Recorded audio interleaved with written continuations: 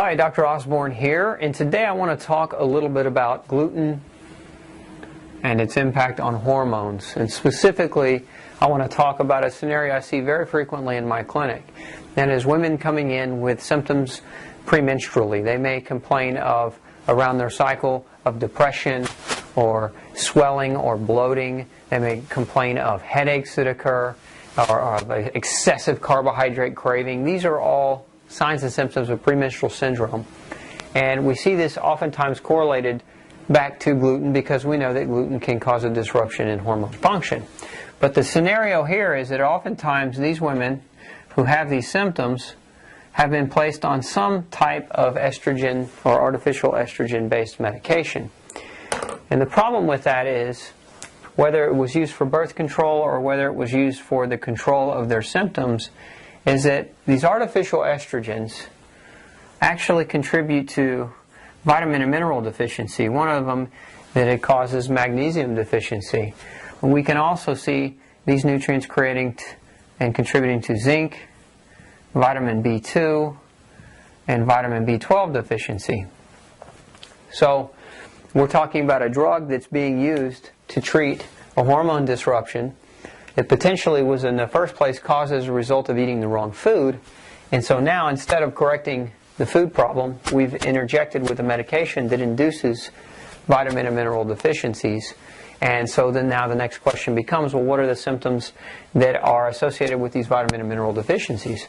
Well, if we look at magnesium, magnesium deficiency, prolonged magnesium deficiency is going to cause muscle spasm.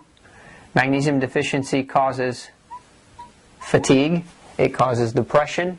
Magnesium deficiency can cause your blood to become too thick and lead to lack of oxygen to your tissues, and that can cause, aside from muscle spasm, can create muscle pain. Magnesium is responsible for thousands of different chemical reactions in the body, so there really are a lot of symptoms linked and associated to it. And so when we're taking a medication that causes the deficiency, at the very least, as the physician ordering for the drug, we should be monitoring magnesium levels. So if you're on one of these types of estrogen-based drugs, make sure your doctor knows that you need to have these levels monitored, right?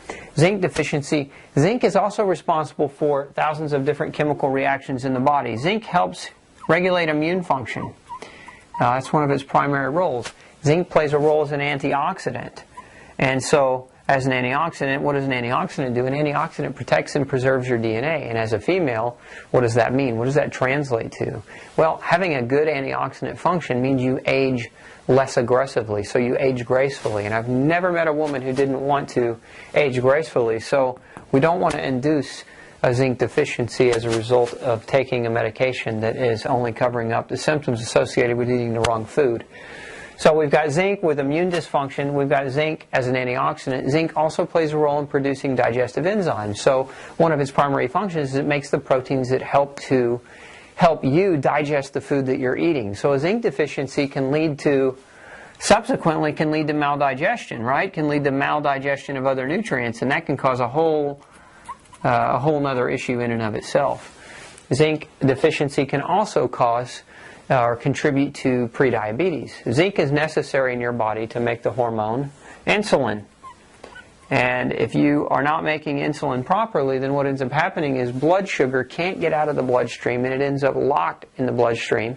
And that blood sugar can't get into your cells so that your body can make energy. So, not being able to produce energy, you can suffer with a lot of different types of symptoms. Hyper and hypoglycemia, fatigue, lethargy, these are just some of the more common things. Now, vitamin B2 deficiency can also be induced as a result of taking artificial estrogens. And vitamin B2 plays a role also in energy production.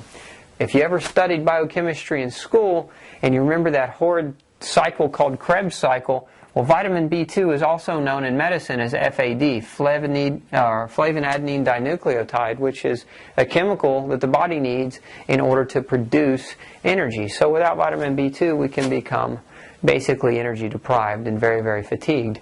We always hear the B vitamins are important for energy, and that's what we're referring to here. Vitamin B12 deficiency. Boy, vitamin B12 we know can cause a lot of different types of problems. It can cause fatigue, brain fog, depression. Vitamin B12 deficiency can cause myospasms or muscle spasms. It can cause joint pain. Vitamin B12 deficiency can cause anemia, which then leads subsequently to oxygen deprivation, and that can lead to all kinds of other symptoms. So again, what happens when we go to the doctor after we've been on estrogen because we were prescribed it because we had a hormone imbalance and we were trying to regulate a hormone imbalance, but the hormone imbalance was really caused by gluten, and then we've ended up developing all these other problems. What's the next step then? Well, if we have maldigestion or heartburn, what do we get? Generally, we get an antacid.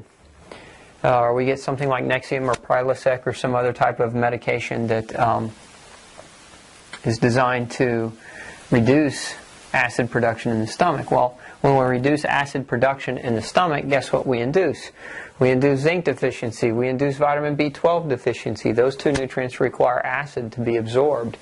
But additionally, we end up with depression, and so what does the doctor want to prescribe? Usually an antidepressant. Antidepressants have been shown to deplete B vitamins as well, so now we're depressed.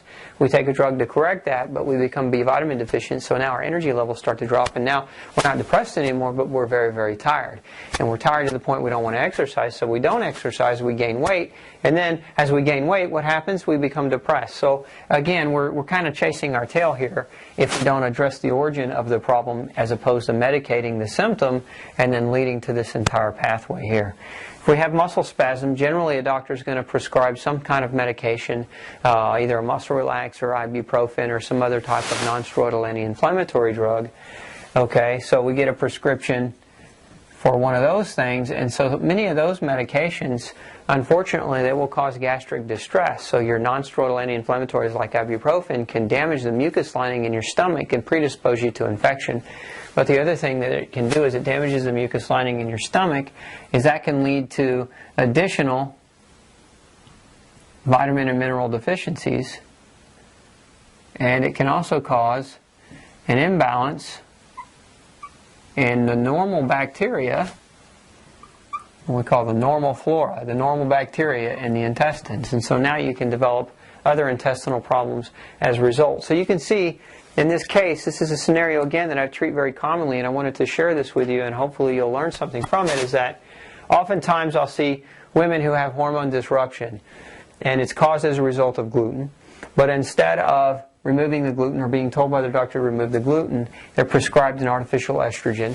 They take the artificial estrogen and their symptoms improve to a certain degree, but over a number of years, all these other conditions, nutritional deficiencies and subsequent conditions develop, and then we end up with more problems than what we started out to try to fix in the first place. So if you're trying, or if you're currently taking artificial estrogens like birth control pills or other drugs to help regulate your cycle or to help regulate your symptoms around your cycle, please be aware that this is one of the consequences or outcomes to that process without discerning the origin of the problem. So I hope you enjoyed the video. I hope it was helpful. Have a great afternoon.